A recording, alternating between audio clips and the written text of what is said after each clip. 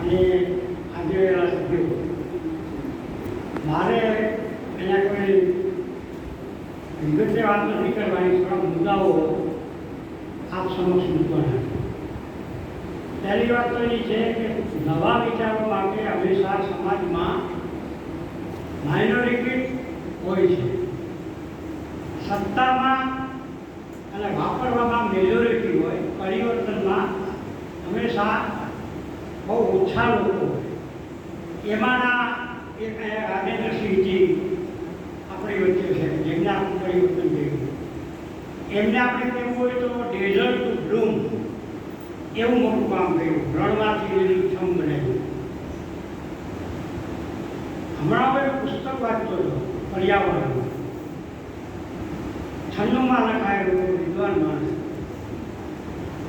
એને આપણા પર્યાવરણમાં એવી બધી આપણે બધી નુકસાન કરી રહ્યા છીએ એ ભરેલું. જગતની વસ્તી ઈસવીસન 1 પછી એક જ વખત ઘટી છે, 1200 થી 1300 વચ્ચેના 100 વર્ષમાં 1 કરોડ. પણ જગતની વસ્તી ઈસવીસન 1 થી 1850માં 100 કરોડ થઈ, 1850 થી 1950માં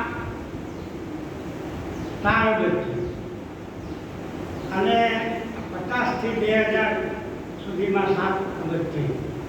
આટલા બધા માણસો વધે દેખીતું છે. ઘરમાં પણ 5-7 માણસો હોય તો પ્રશ્નો થાય, પણ એના ઉકેલો સારા છે. મારી દ્રષ્ટિએ મારે હવે મુદ્દા જ કહેવાના છે એ છે કે આવી રહેલા પરિવર્તનો સૌરાષ્ટ્ર વિસ્તારને ધ્યાનમાં રાખીને મૂકેલા છે. આવી રહેલા પરિવર્તનોને તેનાથી ઊભા થતા પ્રશ્નો થાય જ. પ્રશ્નો ના થાય તો આ બધા શું કરે? પ્રશ્નોને ઉકેલવાવાળા જોઈને એને કામ જોઈએ. પ્રશ્નો બહુમતી ઊભા કરે, બહુમતી છે એ પ્રશ્નો ઊભા કરે, અને પ્રશ્નો ઉકેલે માઇનોરિટી બુદ્ધિશાળી લોકો અને રાજકીય એની પાછળ ફરનાર. આપણે સૌરાષ્ટ્રના જે પ્રશ્નો ખેતી અને ગામડાના ઊભા થવાના છે એના મુદ્દા જ બોલવું જોઈએ. ખેતી રાખવી છે પણ ત્યાં રહેવું નથી. મોટાભાગના ગામડાના છોકરાઓને આ બેનિયા છે, ખેતી જોઈએ. વ્યવસાય થાય તો દીકરીના બાપ પૂછે જમીન છે તો હા, તમારી દીકરી ખેતર જવાની તો ના, એની શરત ખેતર નહીં. આ પહેલો બહુ મોટો પ્રશ્ન છે. પછી ગામડાના જે થોડાક સદ્ધર ખેડૂતો થયા, એને રહેવું છે શહેરમાં અને ખેતી કરવા જવું છે ગામડામાં. મારું ગામ છે એમાં 35 કુટુંબનું મારું કુટુંબ હતું વાંચવાની. એમાંથી 5-6 કુટુંબ જ ત્યાં રહે છે, બાકી ઉપલેટા ધોરાજીમાં રહે અને મોટરસાઇકલ ઉપર ખેતી કરવા જાય. મોટરસાઇકલ પર ખેતી કરવા જાય. આ બહુ મોટા પ્રશ્નો આવી છે, એના ઉપર આપણે વિચાર કરવો પડે. પછી ખેતી કરવી છે ખરી, પણ ખેતી પોતે નથી કરવી, ભાગ્યાથી ખેતી કરવા. આ બધા સમજી લે 8-10 વર્ષ તમને ભાગ્યા મળવાના છે. પછી એની આપણે આખી ટેકનોલોજી વિકસાવવી પડશે, કારણ કે મજૂરોને આ બધા ઉદ્યોગો ખાઈ જવા. ખેતી વધીને 300 રૂપિયા આપે ત્યારે ઉદ્યોગો એને 500 રૂપિયા આપવાના. તો માણસનો સ્વભાવ છે, જ્યાં જાદુ મળે ત્યાં માણસ, મોટાભાગના માણસ સેવાભાવી નથી. જાજુ મળે ત્યાં માણસ જાય. આ બીજો પ્રશ્ન છે. ખેતી રાખવી છે પણ પશુઓ નથી રાખવી. જેની પાસે જમીન છે એને ઢોર કાઢી નાખવા, પશુઓ નથી રાખવી, ગાય બળદ છે. અને જેની પાસે જમીન નથી એની પાસે ઢોર વધતા છે. આને કારણે વર્ગ સંઘર્ષના પ્રશ્નો બહુ મોટા. પછીનું છે ખેતીના મજૂરોને ઉદ્યોગો ખાઈ જશે.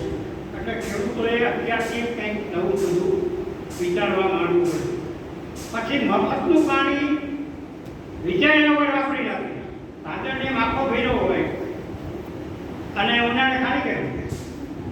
ભાદર ડેમને જો તમે લીફમાં પરિવર્તન કરો તો અડધા સૌરાષ્ટ્રને 2 મોસમ પાણી આપે એવું બધું પાણી છે. પણ એ પાવડેથી પાણી વાળવું અને એ બધા વધાય એના નુકસાન જાય છે. પાણી વાપરે એની સામે તો વાંધો નથી, પણ એ પાણી જે ખેતરમાં ભરાય છે ને એ ખેતીના ઉત્પાદનની શક્તિને નબળી કરી છે. જેમ આપણા આંતરડામાં ઠંડક જો વધુ જાય તો પાચન શક્તિ વહી જાય, એમ પરિવર્તન કરવાનું કામ જમીનનું વહી જાય. પછી મફતનું પાણી જોઈએ છે. અને છઠ્ઠો પ્રશ્ન છે કે જ્યાંથી મળીને લઈ લેવું છે. આ વૃત્તિ લાંબી ના આપણી ગવર્મેન્ટ પણ, અને આપણે એમ કહીને સૌરાષ્ટ્રની ભાષામાં કે ગેરહાજરી તમે મફતનું આપો એટલે એ ભિખારી થાય. મને એવું ના કરે સમાજ, પછી બધા માગશે કોને તમે લેવા જશો? તમે એને વળતર આપો એ સમજાય, પણ તમે એમ કે તમારા ખાતામાં આટલા રૂપિયા આપી દેશો, તમને પાકમાં આટલું વળતર આપી દે, એમ તમે એને બદલે એને ઇનપુટમાં મદદ કરો, સાધનમાં મદદ કરો, વીજળીમાં મદદ કરો. આવા 6 થી 7 પ્રશ્નો જે ગામડામાં આવી રહ્યા છે એ આવતા 25 વર્ષમાં બહુ મોટા પ્રશ્નો ઊભા કરશે. તો એને અર્થ એમ થયો કે આપણે બધા ભૂખે મરી જઈશું? તો કે ના ના, એવું નહીં. હમણાં હું એક બીજું પુસ્તક વાંચતો હતો. 96માં જે લખાયેલું હતું 96માં કે આવતા 25 વર્ષમાં ભારતનું કેવું થશે, પછી એની સરખામણીને આંકડાઓ એને આપેલા. આટલું અનાજ ઉત્પાદન થાય, આટલી વીજળી થાય, આટલું પાણી થશે. આ બધું કરવું તો પડે, બધું એમને એમ ન થાય. તો હું એમ અભ્યાસમાં જોયું મેં કે અત્યારના આંકડાઓ જે 25 વર્ષ પહેલાં જે કરેલા હતા એના કરતાં વધારે સારું થયું છે. એના કરતાં જનજીવન વધારે સારું થયું છે, અને હજી સારું થવાનું છે. તો કયા મુદ્દા ઉપર સારું થવાનું છે આવતા વર્ષોમાં? તો 4 પ્રોજેક્ટ એવા થયા જે આપણને થોડીક દિશા સૂચન કરે. કરવા જેવા ઘણા કામો છે, એની હું યાદી જ બોલીશ. એક મહુવાથી ઊંચા કોટડા સુધી બધા બારા બાંધ્યા છે. ફેરીકોટ ગામને બંધાણ વલ્લભભાઈ જોયું છે. ત્યાં હું હતો, એનો મંત્રી હતો, અને ડૉક્ટર કરસરિયા એમના મિત્ર છે, એમને બહુ રસ લઈ ગયો. બારાનું પાણી દરિયામાંથી 2 કિલોમીટર અંદર લઈ જવું છું, અને આજુબાજુ બધું નાળિયેરી આંબા બધા ખારી જમીન બગડી ગયા, અને નાળિયેરી તો હાવ ગઈ, અને 3-3, 4-4 કિલોમીટર સુધી કુવા ખરા. એ બંધારા પછી આખું પરિવર્તન 15 વર્ષમાં હોવાયું. આ સૌરાષ્ટ્ર ડેવલપમેન્ટ કરવા માંગતો હોય એને એનો સ્ટડી કરવા જેવું. બીજું સાહેબ મને હમણાં પૂછતા હતા રાજેન્દ્રસિંહજી કે તમારા સમક્ષમાં મેં એક ભાષણ આપેલું ટાઉન હોલમાં, અને તમને કીધું હતું આ સિંદરી નદી છે એની આજુબાજુ તમે બધું લીલોતરી કરી નાખો અને ડુંગરાઓને બધાને બાંધો, આ નદી જીવતી થઈ જશે. ત્યારે કોઈ ભાષણમાં હતો આગળ એ ડુંગરાઓમાં કોઈ સરકારે કાંઈ કર્યું નથી, પણ આર્થિક પરિસ્થિતિ બદલી એટલે ત્યાં જે લાકડા કાપવાવાળા છે એને હીરા ઉદ્યોગમાં કામ કર્યું, અને લાકડા વાપરનારાઓને ગેસ આવ્યો, અને મજૂરી મોંઘી થાય એટલે કોઈ લાકડા કાપવા જાતું નહોતું. અને ભરવા લોકો જે બકરા અને ઘેટા અને ગાયો ચારો કરતા અને ડુંગરાઓને બોરા કરી નાખતા હાવ એ ભરવા રબાડી બધા સકરામાં ચડ્યું અને વ્યાજે ચડ્યું, એટલે ઢોર મૂકી દીધા. એટલે 10 વર્ષમાં આ સાહેબે જે વાત કરી હતી જે ડુંગરાની, એ 6 કિલોમીટર લાંબા 2 બાજુના ડુંગરાઓ બોરોડથી બધા ઢકાઈ ગયા. ખૂબ ઘાસ છે. ઓછો વરસાદ થાય તો પણ ઘાસમાં જે પાણી જમે ને એને કારણે નદીમાં પાણી ઘોડે ઊંધી રહેવા માંડ્યું. એક દિવસે નહોતું રહેતું. જ્યાં મેં હાઈટમાં પગ મૂક્યો હતો ત્યાં એ સિંદરી નદી હુકાયેલી જ હતી, આજે લીલી, ઓછા વરસાદને. આ બીજો એક સ્ટડી કરવા જેવો છે. એમાંથી હું પડું એ પછી કહું કે ભાદર ડેમની કેનાલ છે એ અંડરગ્રાઉન્ડ છે. કોઈથી કેનાલનું પાણી ક્યાંય ભાદર ડેમનું સીધું ખેતરમાં જતું નથી. એને કારણે ભાદર ડેમમાં પાણી ભાદર 1 કરતાં 5 કે 10 ગણું ઓછું છે, પણ એની સિંચાઈની શક્તિ બહુ મોટી છે. તો આપણા બધા ડેમો છે એમાં એક જ વસ્તુ આપણે કહીએ કે એની કેનાલો ઊંડી કરી દે, ખેતરના લેવલ કરતા પાકી કરી દે, તોડી દઈએ થઈ જાય. જો પાઇપલાઇન નાખી દેતા હોય તો આખું શું કામ છે? તો અત્યારે જે પાણી આપણે પકડીએ છીએ એની કાર્યક્ષમતા 3 ગણી વધી છે. પાવડે પાણી વાળો બંધ થાય અને લિફ્ટ કરીને પાણી બંધ વાપરો. અમે કહ્યું છે ભાદર ડેમમાંથી મારા 2 ખેતરમાં પાણી જાય છે તો એની કાર્યક્ષમતા ઘણી બધી ઊંચી છે. એક પાર્ટ બાય ભાદર ડેમ એક ડેમનું એક ખેતરમાં અને એ 20 વીઘા જે પાણી વપરાણું હોય તો પાણી જે 8 વીઘામાં થઈ જાય. તો આપણે પાણીનો ગુણોત્તર કરવાનો એની ટેકનોલોજી વિકસાવવાની. પછી જો એને ડ્રીપમાં ફેરવી નાખીએ. ઇઝરાયલના તજજ્ઞો આવેલા કેશુભાઈ ખીચડી કરી પેલા બાપભાઈ એમને કીધું કે આ ભારત નર્મદા ડેમ છે ને હું એનું 5 વર્ષ કામ કરેલું છે અને વલ્લભભાઈને અમે આ વાત એક સમજાવી છે કે ભારત આ બધા ડેમો છે ને 100 વર્ષના એ પાઇપલાઇનથી ભરવામાં તમે કંઈક કરો ત્યારે કેન્દ્રમાં હતા અને રોજ માથાકૂટ કરતા હતા. એ બધાના પ્રયત્નોથી આજે બધા જ ડેમો આપણે 110 ડેમો લિંકઅપ કરી દીધા છે પાઇપલાઇનથી. પહેલાં કેનાલથી કરવાના હતા એ ખોટું થાય. પાઇપલાઇનથી કર્યા છે એ સારું છે અને ખર્ચ તો થાય છે. ખર્ચો કામ ખર્ચ નહીં કરો કંઈ નહીં થાય. હું જ્યારે નર્મદા ડેમમાં કામ કરવા ગયો ત્યારે 12,000 કરોડ રૂપિયાનો ડેમ બનાવવાના હતા. અમે કીધું જે થાય એ ખર્ચ કરવાનો તો 40,000 કરોડ રૂપિયા 8,000 કરોડ રૂપિયા વાંધો હું 8,000 કરોડમાં કદાચ ડેમ પૂરો થાય પણ એનું વળતર તો બહુ જબરજસ્ત મળી જાય. આ ભાદર 2 ડેમનો આ કરવા જેવો છે. અને ત્રીજો ચોથો મુદ્દો છે સ્ટડી કરવા જેવો છે સૌરાષ્ટ્રમાં. જ્યાં ડ્રીપ જેને અપનાવી તો એનું ઉત્પાદન વધ્યું છે. એને પાણી ઓછું જોયું છે. મેં મારી જમીનમાં 60 વીઘામાં ડ્રીપ કરી છે. 1 કલાકનું પાણી તણી કૂવામાં હોય એટલે મારો પાક પાકી જાય. બીજા જે લાગત પાણી પાઈ છે એના કરતાં મારું ઉત્પાદન વધુ હતું. અને 2004થી અમે કંપની કરી છે. આજ સુધીમાં અમે ખેતીમાં ખોટમાં નથી ગયા. કોઈ એમ કહેતો કે ખોટમાં જાય છે તો ખોટું છે. જાતે થોડી મહેનત કરવી પડે, કરકસર કરવી પડે, ઉત્પાદન વધારવું પડે. હવે મારે ત્રીજો ભાગ ટૂંકમાં કહેવો છે કે આવતા વર્ષમાં સૌરાષ્ટ્રમાં અમલમાં મૂકવા જેવા મુદ્દા કયા છે બહુ બ્રીફમાં હું કહું છું. આપણું ધ્યાન બોડા ડુંગરાઓ છે એમને ખાસ વાત કરી રાજેશજીની. 30% વિસ્તાર છે સૌરાષ્ટ્રમાં બોડા ડુંગરાઓ. બોડા ડુંગરાઓ ચરવી દીધા કે ઘાસ ના રહેલું ક્યાંય તમે કંઈ ઝાડવું ના રહેવા દીધું. 30% વિસ્તારમાં આપણે જે વિચાર નથી કર્યો. હું ને વિઠુભાઈ પણ નીકળ્યા હતા સરદાર ડૉક્ટર વિઠુભાઈ લગતા વિઠુભાઈ આ ડુંગરાનો શું ઉપયોગ છે? આ ડુંગરા તો ઉત્પાદન થવાના છે. મારા જોતો ખરાનો વખત આવશે. રાજેશસિંહજીએ આ વાત કરેલી હતી. સૌરાષ્ટ્રમાં ઘોડા ડુંગરાઓમાં તમે ઢોર જવાનું બંધ કરો અને ચરાવવાનું બંધ કરો અને પ્રાઇવેટ કંપનીને દેવા પર જો હાવ રેડાર કરે છે એનું ઢોર થાય છે તો કંપનીને હોપી દો ત્યાં ફોન ચક્કીઓ નાખે, સોડા નાખે અને ઘાસથી વાઢવાની દે. આ બોડા ડુંગરાઓ છે ઉત્પાદક બની શકે એમ છે, આવક આપી શકે એમ છે અને પાણીની બહુ મોટી સ્ત્રોત પૂરો પાડી શકે એમ છે. જ્યાં ડુંગરાઓ છે ત્યાં જ પાણીની તકલીફો જાણી છે. આ એક કરવા જેવું કામ છે. પછી ડેમો અને તળાવનું પાણી સીધું ખેતરમાં નહીં જવું જોઈએ, લિફ્ટ કરીને જવું. તો લિફ્ટ માટે બીજી બહુ જાણકારી કરો ભાઈ 16 એકર જોઈએ તો કરી આપી શકે એમ. તમે બીજું કાંઈ ના કરો અને ખેડૂતોને છૂટી આપો ને તો એક ખેડૂતે 10 વર્ષની વીજળી પેદા કરી શકશે તો શેઢિયા કરી દઈએ. મફત આપવાને બદલે આમાં આપો ને પૈસા, આ તમારામાં નહીં કરવાનું.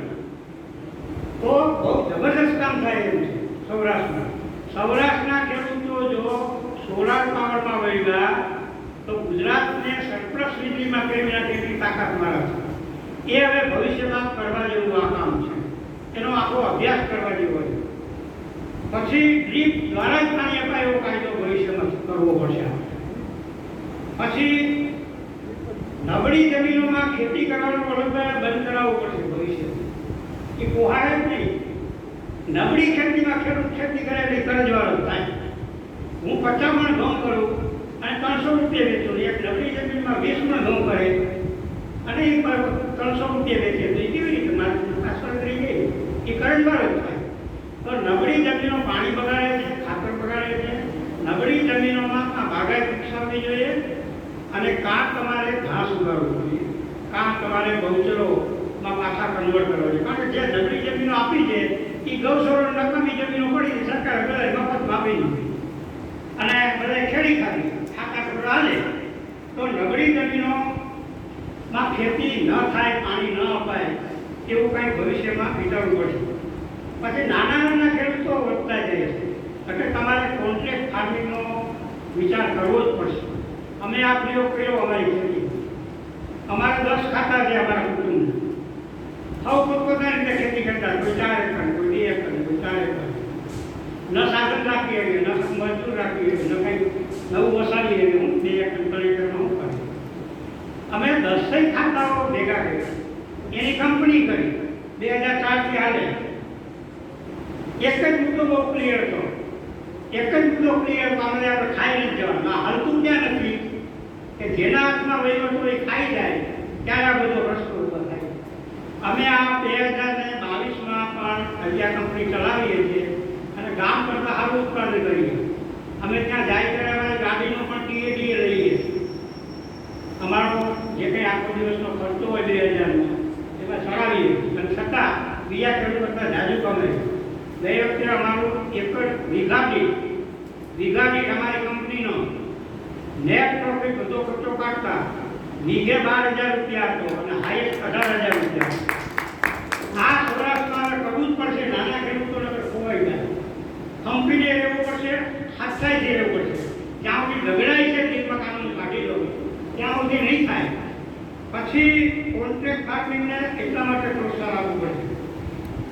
સીધા પાડે મેં વાત કરી, ખેડૂતને તમે છૂટ આપો, અમારા પૈસા નથી જોતા, ખાતામાં જમા કરવામાં. મોદી સાહેબ, અમને તમે સોલાર લગાવવામાં છૂટ આપી દો. હવે આ ગુજરાત ગવર્મેન્ટ આ તરફ જઈ રહી છે. ગુજરાત ગવર્મેન્ટ દિવસે વીજળી આપવાનું આટલા માટે જ કરે છે. દિવસે વીજળી આપે અને ખેડૂતને એમ કે ભાઈ એક ખાતે 10 horsepower અમે આપશું તો વીજળી સરપ્લસ કરી દઈએ છે. ખેડૂત મફતની વીજળી વાપરે છે એ બંધ થઈ જશે. આ આવતા 25 વર્ષમાં આપણે કરવું પડશે. પછી મજૂરોની વ્યવસ્થા તમારે જુદી રીતે વિચારવી પડશે. આવું એક કામ એચ એમ પટેલે આણંદમાં કરેલું. આપ શું કરી દે એ નાના ખેડૂતોને મજૂરો પણ પૂરા પાડે. કારણ કે ગામડામાં બધા ટ્રેક્ટર આ તે બધા પૂરા પાડે છે. બધા મોટા ખેડૂતો કંપનીઓ ખરીદી છે અને એ બધા જ હાર્વેસ્ટ કરવાના, વાવણી વાવવાના, પારા બાંધવાના બધા જ કામ કરે. તો આ નાના ખેડૂતો તો ટકશે, નાના ખેડૂતો ટકશે નહીં, એને વેચવાનો વારો આવશે. તો આવા કૃષિ સેવા કેન્દ્રો આપણે ઊભા કરવા પડશે. તો ભવિષ્યમાં દશક મુદ્દા એવા છે કે જે આપણે આવતા 50 વર્ષમાં જોવા પડશે. મને કોઈ પૂછે કે હવે તમારે શું કરવું છે, હું કહું મને તો એમ થાય છે કે હું પાછું ભગવાન થઈને અહીંયા આવું એટલે મને કંઈ કેસીનું ચાલે છે. મૃત્યુને તારું આવું આજ મને ના ગમે, નકે કોઈ જીવનમાં રસ રહ્યા અધૂરા. એવું કંઈ નથી, કોઈ રસ અધૂરા નથી. બહુ મજા કરી, બહુ કામ કર્યા છે. પણ મને તો આ ગવર્મેન્ટે જે કામ કર્યા છે જે હોય ભ્રષ્ટ કહેતા ગરીબ જેવો જે હોય તે પણ એને જબરદસ્ત કામ કરી રહ્યા છે. તો આવી સબળ નેતાગીરી હજી દશક રહીએ અને અમે પાછા જ્યાં લાગુ ચલાવે પાછા આવીએ અને પાછું શુક્લામ આ ગુજરાતને, આ સૌરાષ્ટ્રને જોઈએ એવી આકાંક્ષાઓ છે. મૃત્યુથી કોઈ ડર નથી, એ તો બધાને આવે. પણ કોરોનાએ શીખવી દીધું આપણને અને દેશે એનું બળ પણ બતાવ્યું. કોરોનાએ શીખવી દીધું ઘર ઘણો મોટો તારા ઘરનો નાણાંની ખર્ચો વહી જાય અને એવી બીક કરી હતી બહાર નાની ઘર ઘણો માથા ભારે હોય છે. તો કુદરત ધારે ત્યારે માણસને કેવો હરકો કરી દે એ 2 વાર એમ બતાવ્યું. અને આપણી ગવર્મેન્ટ કેટલી મજબૂત છે એને કોરોનાને 2 વર્ષમાં ઓછો કરી દીધો, દબાવી દીધો. આવું કામ જગતમાં બહુ ઓછે ઠેકાણે થયું છે. મારે આટલું કહેવાનું છે કે મેં આ જોરદાર કામો કર્યા છે આપણે ખાણો ઉપર નજર નથી. ખાણો ચારે બાજુ ખાણો બનાવી એને તમે રેતની ભરજો, એમાં પાણી ભરો, એનું કામ બહુ થાય. સૌરાષ્ટ્ર આખો દરિયા કોઠે ત્યાં જાફરાબાદમાં કામ કરેલું 3 વર્ષમાં એટલે લઈ ગયેલું. એવું આ ડુંગરાઓનું કામ છે, એરિકોલે આ કામ કર્યું. બારા બાંધવાનું કામ છે. અને છેલ્લો મુદ્દો મારે કહેવાનો કે સૌરાષ્ટ્ર માટે કોઈ ઉત્તમ કામ થયું હોય અને આપણે એનો જસ જો દેવો હોય તો કેશુબાપાને દેવો. 110 ડેમો માટે અમે બહુ મોટી ઝુંબેશ ચલાવી, 20-25 મિત્રોએ. એમાં વલ્લભભાઈ અમને બહુ ટેકો આપ્યો અને કે તમે પોસ્ટકાર્ડનું યુદ્ધ કરો, પોસ્ટકાર્ડ ન બધી. સરકાર તો મોદી થઈ ત્યાં બેઠા હતા, બહુ ચતુર માણસ. આ તો આવું કંઈ ટુકડી જીતા એવું શસ્ત્ર છે. એ શસ્ત્ર તો વાપરવું જ જોઈએ ને, 3 ટુકડી જીતે એવું શસ્ત્ર.